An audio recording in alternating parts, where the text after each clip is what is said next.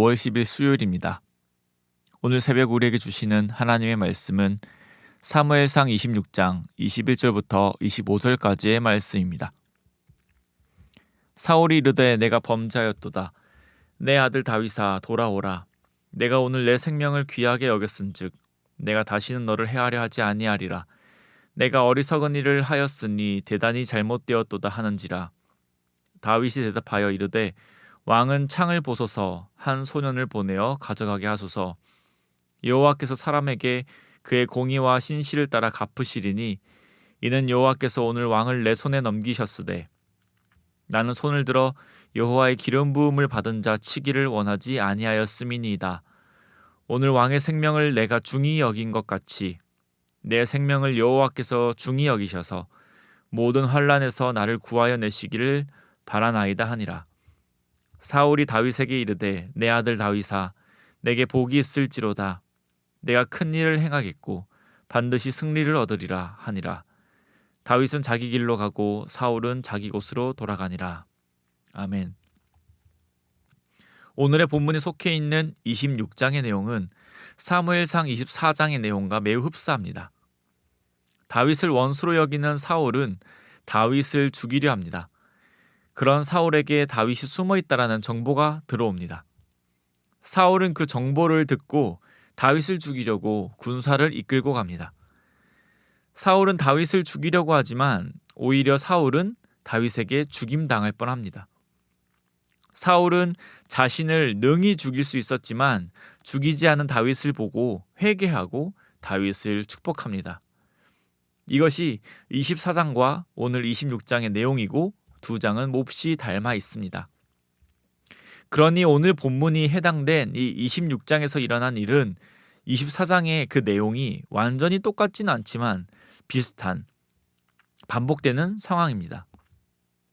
이런 일이 반복되기에 다윗은 확신을 가질만 합니다. 어떤 확신인가 하니 사울을 제거해야겠다라는 그런 확신 말입니다. 모든 상황이 다윗에게 사울을 죽이고 이 힘든 상황을 벗어나라고 이야기하는 것 같습니다. 한 번이면 그러려니 할 수 있지만 두 번이나 다윗은 사울의 목숨을 너무나도 쉽게 취할 수 있게 되었습니다. 첫 번째 상황은 사울이 제 발로 다윗이 있는 곳으로 들어온 것입니다. 마치 자신을 죽여달라고 하는 것처럼 말입니다. 두 번째는 이 앞절의 내용들입니다. 사울은 왕입니다. 또 전쟁도 치룬 사람입니다. 첫 번째는 사울 단독 행동으로 굴에 들어갔던 것이라서 부하들이 어쩔 수 없었다고 해도 두 번째는 상식적으로 이해가 안 되는 상황입니다. 왕이기에 그를 지키는 경비가 삼엄했을 것이고 사울이 죽을 뻔한 경험이 있었기 때문에 더욱더 만반의 준비를 했을 것입니다.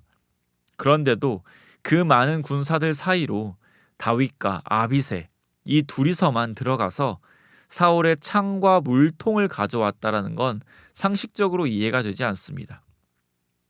이런 말도 안 되는 상황이 두 번이나 주어졌다면 확신을 가질만 합니다. 또 성경은 13절에서 두 번째 상황과 같이 이상한 일이 일어난 이유에 대해서 말합니다.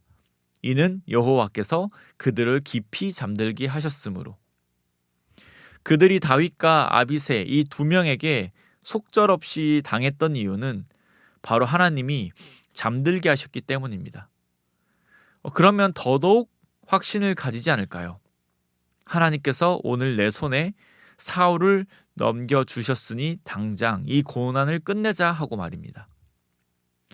전쟁 영화나 드라마를 보면 명분이라는 것이 몹시 중요하다고 말을 합니다. 다윗이 아무리 사울을 제거하고 싶어도 자신을 따르는 이들이 또는 시기상으로 그것이 부적절하다면, 즉 명분이 없다면 아무리 좋은 상황이 오고 기회가 와도 참아야 합니다. 그런데 좋은 기회에 사울을 죽이자고 한 것은 다름 아닌 다윗의 부하들이었습니다. 그렇기 때문에 다윗은 못 이기는 척 사울을 제거할 수도 있었습니다. 다윗의 부하들뿐만 아니라 사울이 노베 제사장들을 무참히 학살할 때 사울을 따르던 병사들은 제사장 죽이기를 머뭇거렸습니다. 그들은 아무리 왕의 명령이라지만 하나님의 제사장을 살해한다는 것에 대해 본능적으로 거부감을 가지고 있었습니다. 이런 일련의 사건들을 통해서 사울은 백성들로부터 신임을 잃어가고 있었을 것입니다. 하나님께서 기회를 주시는 것 같고 부하들도 사울의 목숨을 취하는 것이 당연한 것이다라고 하고 모든 상황이 다윗에게 유리하게 흘러가는 것 같지만 다윗은 이때다 하면서 그 상황을 따르지 않습니다. 다윗은 오히려 그 상황을 거스르는 행동을 합니다. 그것은 우리가 알고 있는 것처럼 사울을 살리는 것입니다. 사울을 죽이는 것이 자신이 해야 할 확실한 일이라 생각하지 않습니다. 다윗이 그런 행동을 했던 이유는 오늘 다윗의 고백에서 드러납니다. 23절의 말씀입니다. 여호와께서 사람에게 그의 공의와 신실을 따라 갚으시리니 이는 여호와께서 오늘 왕을 내 손에 넘기셨으되 나는 손을 들어 여호와의 기름 부음을 받은 자 치기를 원하지 아니하였음이니이다. 하나님께서 사울 왕을 자신의 손에 넘겨주신 것 같지만 사울의 목숨을 취하고 안 취하고는 자신의 권한 바뀐 것이라는 겁니다. 하나님의 기름 부음을 받은 자를 어떻게 하는 것은 자신의 능력 받기라는 것입니다. 그것은 오직 하나님의 공의와 신실에 따라서 하나님이 하실 일이라는 것입니다. 또 24절의 말씀입니다. 오늘 왕의 생명을 내가 중히 여긴 것 같이 내 생명을 여호와께서 중히 여기셔서 모든 환난에서 나를 구하여 내시기를 바라나이다 하니라. 24절에서와 같이 다윗은 사울 왕에게 내가 당신의 목숨을 살려주었기 때문에 다음번에는 꼭 내 목숨을 한번 살려달라고 하지 않습니다. 내가 하나님 앞에서 이런 행동을 했기에 하나님께서 나를 구해 주실 것이다 라고 고백을 합니다.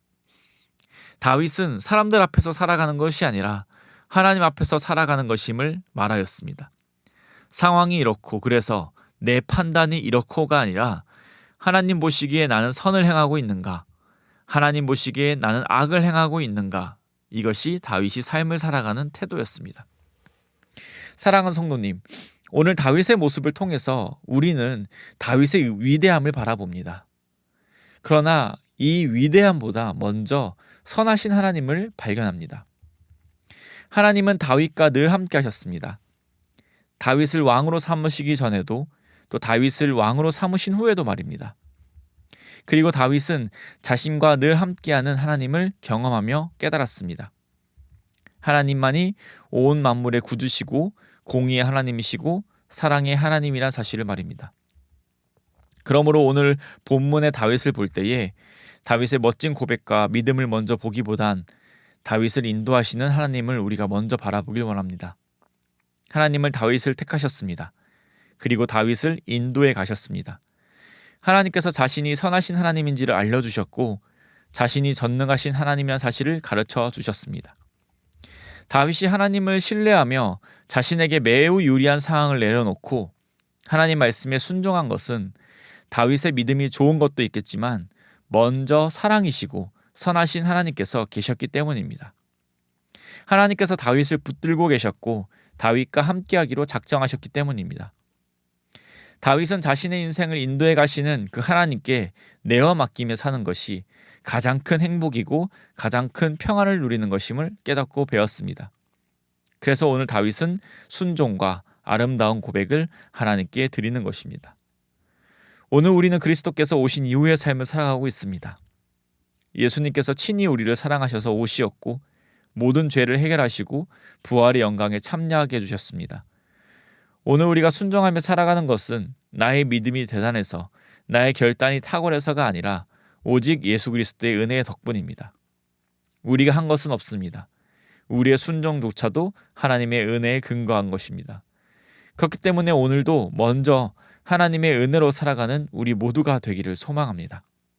그리고 그 은혜에 힘입어서 살아가기에 당연히 오늘 우리의 삶에서 그 은혜에 대한 결과로 순종과 감사와 행복과 평안의 열매를 맺으시는 삶이 되기를 소망합니다. 그래서 오늘 하나님께 영광이 되고 우리는 하나님으로 인하여서 또 기쁨의 하루로 살아가시기를 간절히 소망합니다. 기도드리겠습니다. 하나님 아버지 감사드립니다. 오늘의 말씀에서 나누었던 것처럼 나의 나된 것이 오직 하나님의 은혜임을 고백합니다. 때로는 우리의 순종을 높일 때가 있고 나의 봉사와 헌신, 열심을 가지고 하나님 앞에 자랑할 때가 참 많지만 그 모든 것들이 하나님의 은혜에 근거한 것임을 깨달아 알게 하셔서 결코 자랑하지 않고 하나님 앞에 겸손 그 자체로 살아가는 하나님의 자녀들 되게 하여 주시옵소서. 오늘을 살아갈 때도 하나님 앞에서 살아가게 하시고 하나님께 순종하며 살아가듯 이웃들을 사랑하며 살아가게 하셔서 오늘 우리의 삶이 하나님께 영광 올려드리는 귀한 삶 살게 하여 주시옵소서. 그리스도의 복음으로 인해 오늘도 참 기쁨과 참 평안으로 살기를 소망하며 그런 우리기에 오늘도 하나님 앞에 기꺼이 순종하며 살아가기를 결단하며 이 모든 말씀 살아계신 우리 주 예수 그리스도의 이름으로 기도드립니다. 아멘. 우리 이 시간 함께 나눈 말씀을 또 생각하시면서 기도하시고 또 다 함께 전도와 선교를 위해서 함께 기도하시길 원합니다. 우리 신부상교회가 전도하는 교회, 선교하는 교회 되도록 함께 기도해 주시길 바랍니다.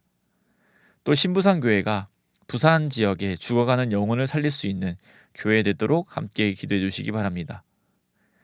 또 우리 교회가 파송하고 후원하는 우리 선교사님들과 우리 또 세계 선교를 위하여서 함께 기도해 주시기 바랍니다. 합심 제목과 개인적인 제목으로 기도하겠습니다. 함께 기도하겠습니다.